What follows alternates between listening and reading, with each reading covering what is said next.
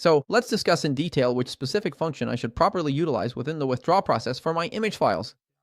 Today, one of the most prevalent and significant issues we consistently observe here in withdraw, and indeed, it is precisely this recurring problem that profoundly motivates us to engage in this detailed discussion, is the unfortunate reality that individuals frequently end up employing the entirely incorrect or unsuitable functions for their valuable images. Isn't that right? So, we notice that a lot of times people have a render and they use this render in the function for rendering images, instead of using the function to improve the render, right? We see that sometimes people use a drawing in the function for generating ideas or in the render function. That doesn't turn out so great. So, one thing you need to consider before you start using artificial intelligence, and of course, AI is open, you can use it however you think is best. But this class here is really a guide. Which function should I use? So, let's get to it. Let's talk here about in which context we should use each function. I'm going to bring up some images here for us to analyze together and talk about what we should use in each context, okay? I'll open up these images here as we go along. So, let's go, everyone.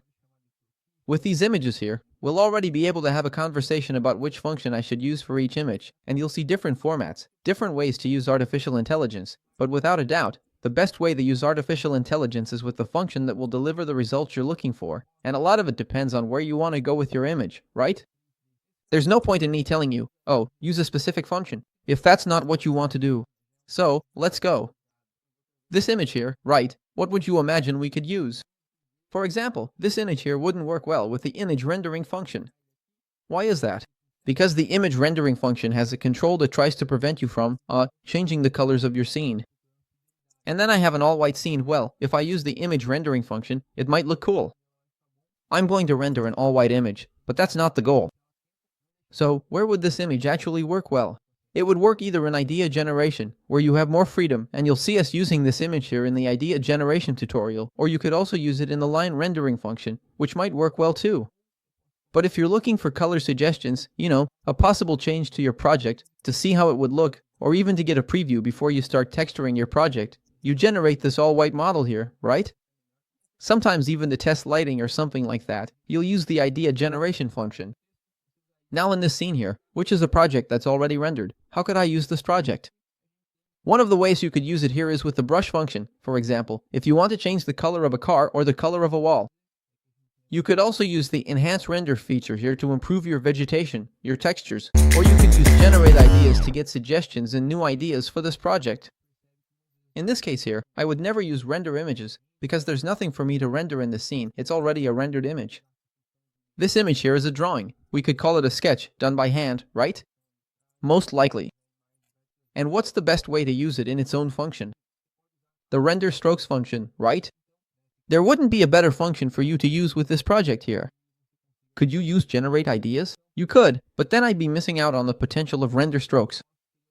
So here's the recommendation for this style of image.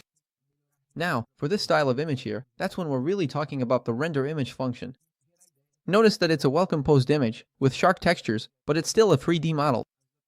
Do we need to render this image, or can I also use generate ideas so we can come up with new ideas for this project?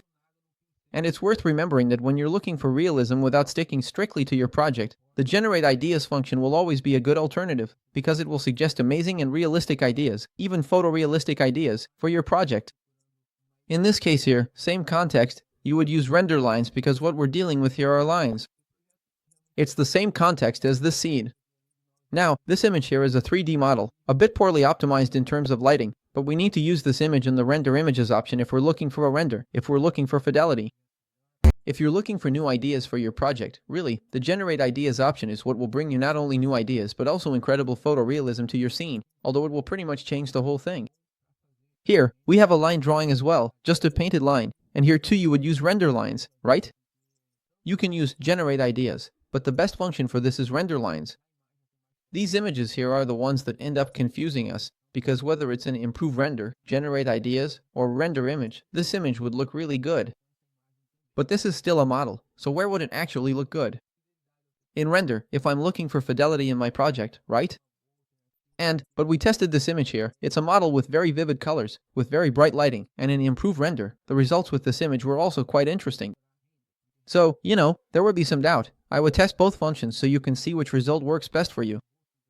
Here, without a doubt, I would use only improve render, because what we want here is to enhance the people, specifically with V2, since it brings improvements to people's faces, but also to the textures. And here, we have some text that we don't want to lose, so improve render would work really well here. This image here is also already a very well done render. I can use generate ideas here to come up with ideas, or improve render, because there are always some things that can be improved. For example, this sofa here has pretty bad resolution, so we can really enhance it. And this image here is one for us to use with render images. It's a model, right? It has a lot of vegetation in the back, so render images will bring improvements to that vegetation. We wouldn't be able to use this here in improve render, because there's too much texture, you know? It wouldn't give a good result. It would also work fine in generate ideas, but it would change the project, since that's its purpose, right? If you're looking for a render, you use the render image function. If you're looking for an idea, you use the generate ideas function. But, like, among all these images we've put here, we haven't used anything with the brush or the mask. So, for example, let's say I have this render here. Look, I might want to change the color of the sofa.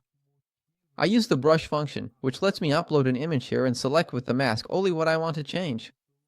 I could select it like this, see, just what I want to change, and then I can come here and change the color of my sofa, or I can change the texture, or I can write what I want, or I can upload a reference image and change only the texture of my project. The same thing applies to small changes you want to make in your project. Anyway, you can use the brush function. We also have other functions here, like the video generation function, which lets you add movement to your scene. I recommend that you use more images like actual render images in this function, because generating videos works better with realistic renders. So that's the goal, but we also have the upscale function here, which you'll use when you've made a render that took hours to finish, but it still came out in low resolution. If you need to put it on a banner or something bigger and need to enlarge that image, right? Sometimes you're going to do a presentation or something like that, and you don't have time or a good enough PC to make a high-quality render.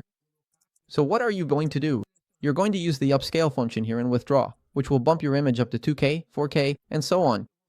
So that's it, folks. I think it's clear now which function you should use inside Withdraw. If you have any questions, you can also reach out to our support team. Just click here in the bottom right corner of your Withdraw, and you'll have the option to contact us on WhatsApp, start an online chat, and have a conversation with our specialists to figure out which function you should use for your project. We're available on support not just for questions like, I can't access my account, but also for more technical questions, right? Which function should I use? How can I improve my image? How can I make my project better?